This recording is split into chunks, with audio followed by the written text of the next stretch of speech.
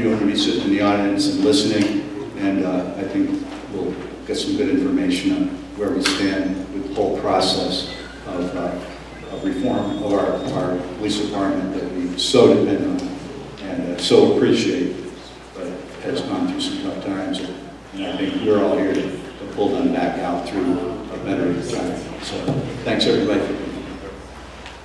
Thank you, Counselor. I really appreciate you taking time out to host this event tonight. One of the first things I did when I came to Albuquerque in my infinite wisdom was to commit to at least one community meeting in every council district.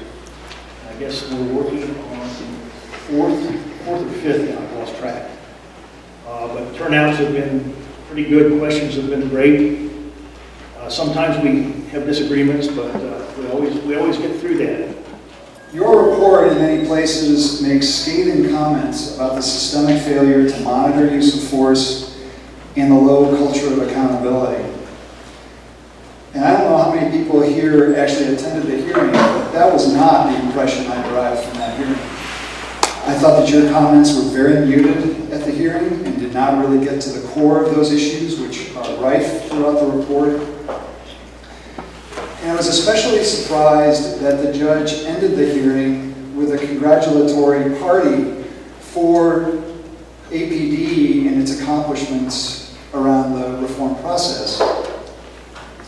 It was called a topping off party for APD's reform, suggestive of the fact that APD is nearing completion of the reform. I left that hearing very discouraged in this process.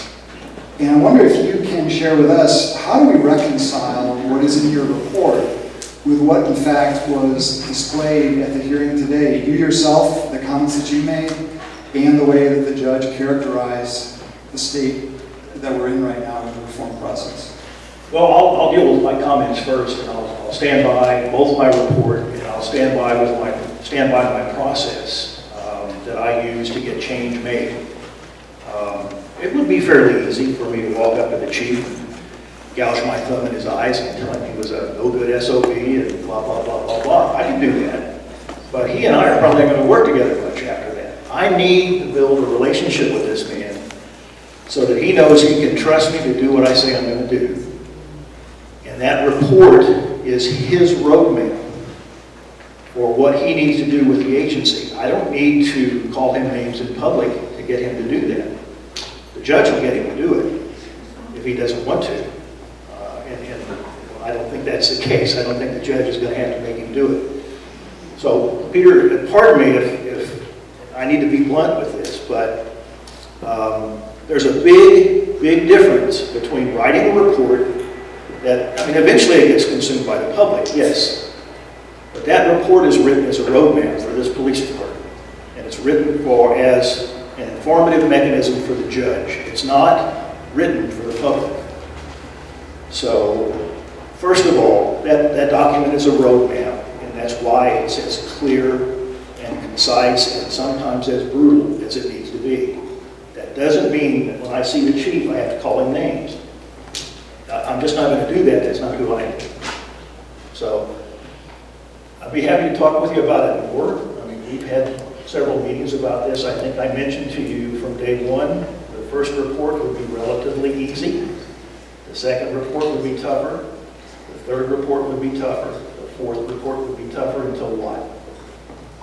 I just raise it because the hearing is where the media, the press, and ultimately the community is going to... I can't deal with the media. Literally cannot deal with the media. It's in my contract. I don't care about the media. I care about the job these folks do, period. And I'm here to put down in black and white what the problems are and make recommendations to fix it.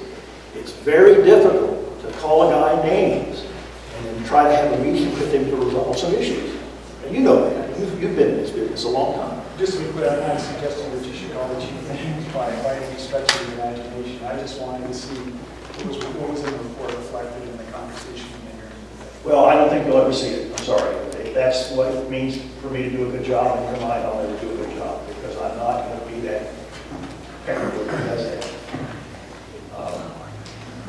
It's not. And it's worked pretty well in other places.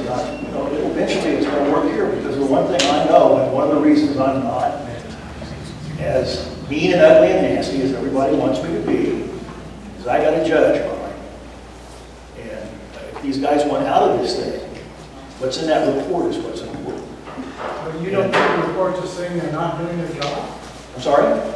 You're saying you don't think... How many other people? I'm sorry. We're running out of time. I have to apologize. We have two more questions. We want to get them in. I have Mr. Ernest Servant, who's promised a very brief question. Just one quick thing before we move on for certainly. Pete and Peter. Get confused here. If we need to carry this conversation further, I'm willing to do it. I understand what your concerns are. I've made change in New Jersey State Police without being an SOB. And I've made change in Pittsburgh without being an SOB. I will make change here without being an SOB. And if I have to be an SOB to do this job, I won't do it anymore. Because that's not who I am. And if that's what anybody needs from me to assume I'm doing a good job, then we're just at odds and it hasn't worked. But we can continue this conversation later. Mrs. Ernest?